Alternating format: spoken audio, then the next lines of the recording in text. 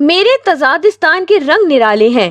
یہ ایک جادو نگری بھی ہے جس میں جادوگر اپنے کرتب دکھا کر اور منتر پڑھ کر سب سے آگے نکل جاتے ہیں اور جادو نہ جاننے والے پچھلی صفوں میں کھڑے رہ جاتے ہیں۔ جادو میں بھی یہ طاقت ہے کہ منٹوں میں حالات بدل جاتے ہیں۔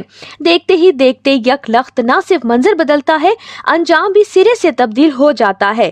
چند دن پہلے جادوگر گنڈا پور نے کچھ ایسا منتر پڑھا کہ سب قانون نافذ کرنے والے اداروں کی آنکھیں بند ہو گئیں اور وہ اڑن کھٹولے میں بیٹھ کر اسلام آباد پہنچا۔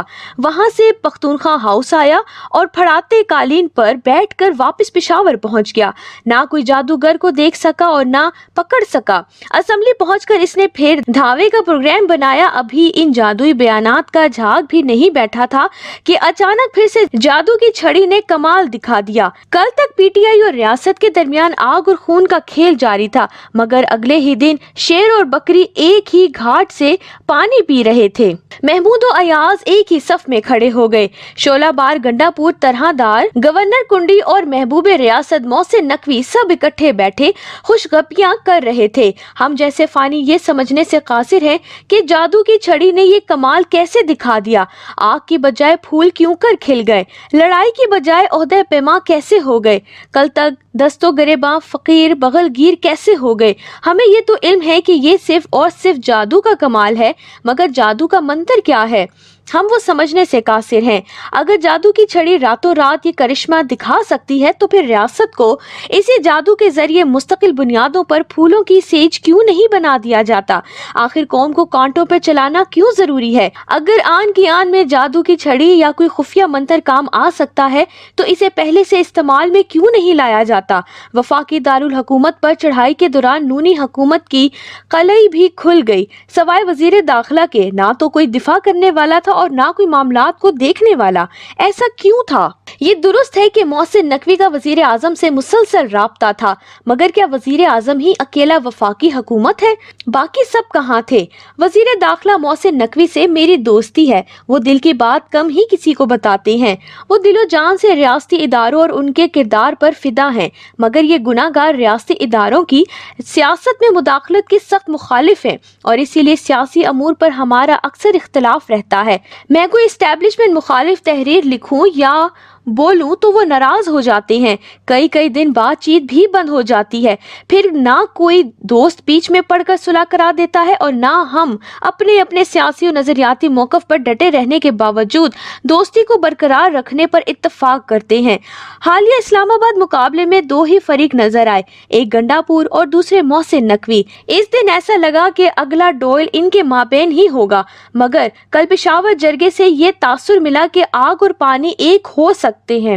ایسا صرف جادو نگری میں ہی ہو سکتا ہے اور ہو رہا ہے۔ موجودہ نونی حکومت کو تمثیلی انداز میں پیش کیا جائے اور یوں لگتا ہے کہ یہ مقتدرہ کے شانوں پر بچوں کی طرح سوار ہو کر حکومت کر رہی ہے، بالکل اسی طرح جیسے جنرل باجوہ کے دور میں انصافی حکومت کے وزیر اعظم بچوں کی طرح کھلونوں سے کھیلنے کے لیے آزاد تھے۔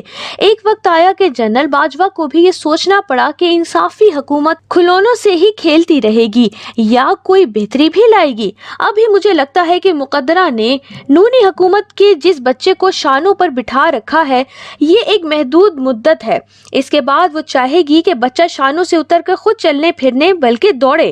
اگر نونی حکومت نے ایسا نہ کیا تو جس طرح والدین بچے کو پیار کے باوجود بڑا ہونے پر کندھوں پر نہیں بٹھاتے، چلنے پر مجبور کرتے ہیں، اب بھی ایسا ہی ہوگا۔ اور اگر نونی حکومت نے پی ٹی آئی کے کمزور ہونے پر بھی خود چلنے کے لیے ہاتھ پاؤں نہ کھولے تو پھر نونی بوجھ کیوں نہیں اٹھائے گا؟ میرا اندازہ ہے کہ مقتدرہ اور نونی حکومت کو تحریک انصاف کی سخت مخالفت نے اکٹھا رکھا ہوا ہے۔ جس دن پی ٹی آئی کمزور ہو گئی اس دن مقتدرہ اور نونی حکومت میں بھی فاصلے پیدا ہونے شروع ہو جائیں گے۔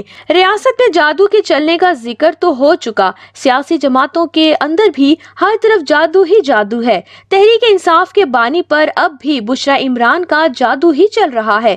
فیملی کے اندر سے بہنیں بھی اپنا इतना जादू ना चला सके जितना असर इन पर अपनी अहलिया का है। पार्टी के अंदर सबसे ज्यादा जादू गंडापुर का चल रहा है। अब देखना ये होगा कि पेशावर जरगा पर बानिए पीटीआई का रद्द अमल क्या होगा। गंडापुर और असद कैसर मोहसिन नकवी के हमरा बैठे थे और उमर अयूब मोहसिन नकवी के खिलाफ तकरीर कर रहे थे। देखें अब इमरान खान गंडापुरी मंत्र को तस्लीम करते हैं या उमर अयूबी तिलिस्म को मानते हैं। मोहसिन नकवी का जादू भी सर चढ़ कर बोल रहा है। मुक्तदरा और हुकूमत के दरमियान मजबूत तरीन राब्ता वही है।